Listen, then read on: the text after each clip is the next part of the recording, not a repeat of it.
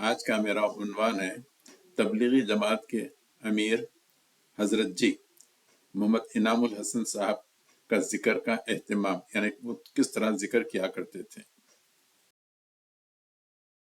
جس کی ابتدا 12,000 سے ہوئی تھی، آہستہ آہستہ بڑھا کر 70,000 کی مقدار تک پہنچا دیا آپ نے۔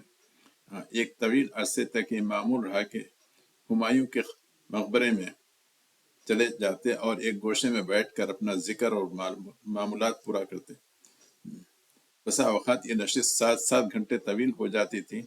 اس طویل نشست میں ذکر خفی اور پاس انفاس یعنی سانس روکنا پر پوری توجہ صرف فرماتے۔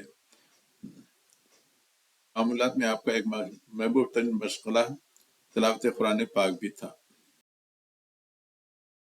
مرید نے ذکر کا طریقہ پوچھا تو انہوں نے فتح، اچھا سنتے جائیے، سورہ فاتحہ 3 دفعہ، آیت الکرسی 1 دفعہ، سورہ اخلاص 3 دفعہ پڑھ کر 4 سے صوفیہ کے 4 سلسلوں کو بخش دیں، پھر 11 مرتبہ درود شریف، 11 مرتبہ استغفار، یا حیو یا قیوم برحمتک استغیث من فضلک، یہ سب چیزیں پڑھ کریں۔